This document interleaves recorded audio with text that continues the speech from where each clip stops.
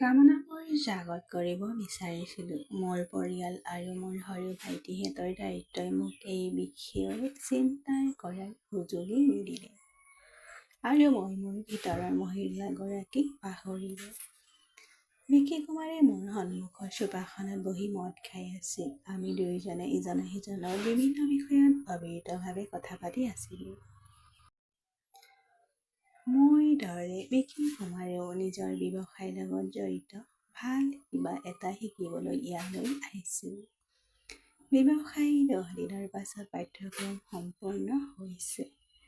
জীৱনত প্ৰথমবাৰৰ বাবে তাই অকলে বিদেশলৈ আহিছিল ব্যৱসায় সম্পৰ্কীয় পাঠ্যক্ৰম এটা কৰিবলৈ। ইয়াত মোক কোনেও চিনি নাপালে। সকলো ব্যৱস্থা এই পাঠ্যক্ৰম আয়োজন কৰা লোকসকলে কৰিছিল। মই ইয়াত অহা 10 দিন হ'ল আৰু এতিয়া মাত্ৰ শেষ ৰাতিহে বাকী আছে। কাইলৈ ৰাতিপুৱা 6 বজাত মোৰ বিমান আছে আৰু মই মোৰ দেশ পামগে। এই সকলোবোৰ মোৰ মনত বিভ্ৰান্তিৰ দৰে চলি আছিল আৰু মই মোৰ চিন্তাৰ মাজত হেৰাই গৈছিলোঁ। অমানিশা, মোৰ কথা শুনিছা নেকি? অমানিশা, ক'ত হেৰাই গৈছা? বিকি কুমাৰৰ মাত শুনি মই চিন্তাৰ পৰা ওলাই আহিলোঁ। বিকি কুমাৰৰ হাতখন মোৰ কান্ধত আছিল আৰু সি মোক আলফুলেৰে জোকাৰি আছিল। হয়তো মই মোৰ চিন্তাত সম্পূৰ্ণৰূপে হেৰাই গৈছিলোঁ আৰু তেওঁ কোৱা কথাবোৰ একেবাৰে শুনা নাছিলোঁ। একো নাই, বিকি, মাত্ৰ ক'ৰবাত হেৰাই গৈছিলোঁ। আৰু কি কৈ আছিলা কোৱা?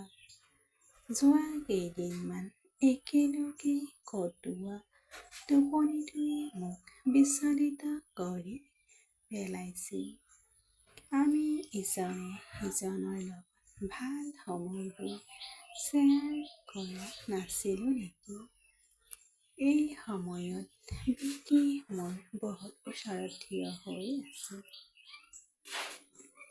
আৰু মোৰ এই প্ৰশ্নটোৱে তেওঁৰ কি হ'ল নাজানো। চোফাখনত বহি সি মোৰ হাতখন হাতত লৈ সি ক'লে, অমানিশা, তোমাৰ লগত কথা শেষৰ কেইটামান দিন মই বহুত ভাল পাইছোঁ আৰু মোৰ বাবে ভাল সময় হৈ গৈছে। তোমাৰ লগত মোৰ অতীতৰ নিসংগতা পাহৰিছোঁ। এই কথা কৈ থাকোঁতে তেওঁ মোৰ ওপৰতো এক অদ্ভুত আৱেগিক প্ৰভাৱ পেলাইছিল। এনেবোৰ কথা মোৰ জীৱনত প্ৰথমবাৰৰ বাবে এজন মানুহে কৈ আছিল। এই কথাবোৰে এগৰাকী নাৰীক কিমান আভ্যন্তৰীণ আৰাম দিব পাৰে তাৰ কোনো ধাৰণা নাছিল মোৰ। মোৰ ভিতৰৰ গভীৰত এক অদ্ভুত মনৰ অনুভূতিৰে মোক আগুৰি ধৰিলে। মই মোৰ হাতখন তাৰ হাতৰ পৰা মুক্ত কৰিব পৰা নাছিলোঁ আৰু হাতখনো তাৰ হাতত ৰাখিব পৰা নাছিলোঁ। মোৰ ভিতৰত এটা অদ্ভুত অনুভৱ উঠি আহিছিল। মোৰ চকুলৈ চালে। গতিকে মোৰ ভিতৰত চলি থকা গতিবিধিৰ বিষয়ে তেওঁ হয়তো জানিব আৰু মই ধৰা পৰিম বুলি ভাবি মই চকু দুটা লুকুৱাই ৰাখিলোঁ। আৰু তেওঁৰ লগত চকুৰ সংস্পৰ্শ নকৰিলোঁ। বিকি কুমাৰে কয়, অমানিশা, মই ইয়াত আপোনাৰ মাজত এজন বন্ধু পাইছিলোঁ যাৰ লগত মই বহুত ভাল সময়বোৰ কটালোঁ। আপুনি আপোনাৰ কামত ইমান ভাল আৰু আপোনাৰ কাম আৰু আপোনাৰ বিষয়ৰ বিষয়ে বহুত জ্ঞান আছে।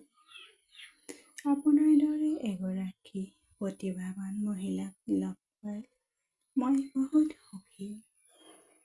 আপোনাৰ দৰে প্ৰতিভাৱান বন্ধু পাই মই বহুত সুখী হৈছোঁ।